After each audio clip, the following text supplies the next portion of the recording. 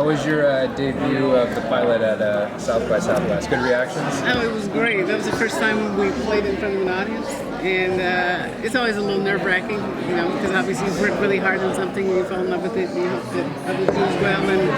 And it was in a church, which was just... It was in a church? It was in a church, and that's a big part of Cloak Dagger.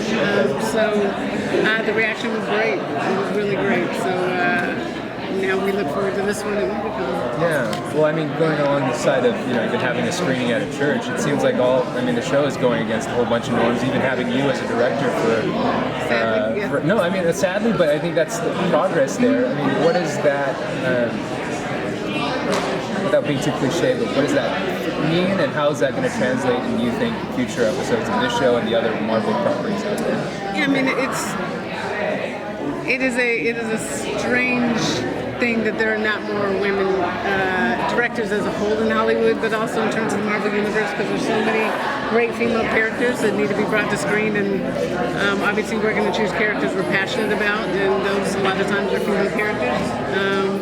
And I think we bring a cool aesthetic. I mean, my big thing is character and creating really strong characters. I love damaged women and putting them up on screen and people you can root for it. So, and that's what I love about this show. These two damaged characters who find each other.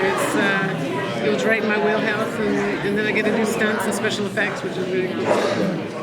What's one of the favorite things that you did with these two characters? Honestly, my favorite thing was casting. It was a very big push to find real teenagers, and it was literally 3 days before we were supposed to leave for New Orleans, and we had not found them. And when you get to that point, people start thinking about settling.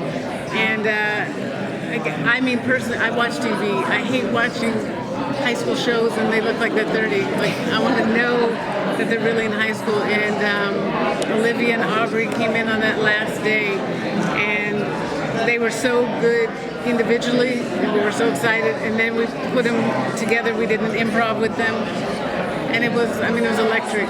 Like, you felt it. You felt like you were watching the show, and it was a really beautiful moment because, I mean, it's scary, one, for the team as a whole, but two, as a director, because it's my job to bring out performances and make sure the show is good. And I was thinking, how am I going to tell this story with these actors that I don't think are right? So finding them was my favorite part. So one of the things I think is really, especially shooting something that's about New Orleans, that, you know, has things set in New Orleans, is shooting in New Orleans, which you guys did. Can you talk a little bit about doing that and bringing the city to life? Yeah, it was really important that it was a character in the show, and especially if you're going to shoot there, it's a beautiful city.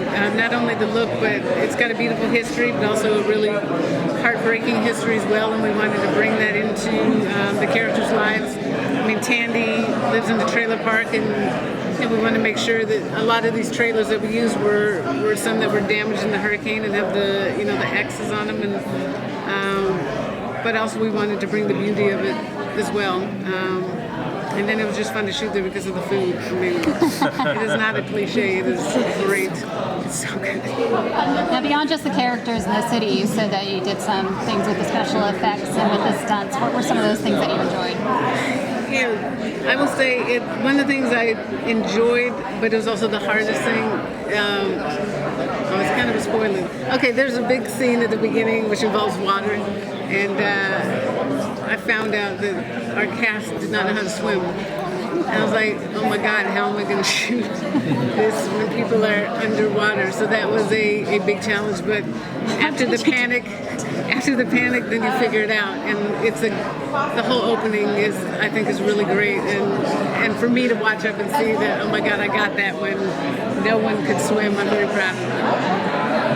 Did you have to get involved in getting wet or any of the things that Well, involved? my DP, Tammy Riker, who's amazing and helped me create this look of the show, which is so cool and grounded and filmic, she's certified, and she does her own camera, which is also the reason why she's badass. And so she was underwater, thank God, and yeah, a big help. Final thought for you. Marvel, I mean, the cinematic universe has this thing where directors are at least in recent with Black Panther and before that. Having directors just kind of hands-off approach when it comes down to what they can tackle and their creative license on things is pretty much untouched. Is that something that you were also given the ability to through Jeff and wanting to just create what you saw to be Cloak and Dagger as opposed to the executives and all those other guys? I mean, that was the beauty of this. I mean, I don't like feeling ever like a director for hire where people are dictating, and so that first meeting was going to be very telling.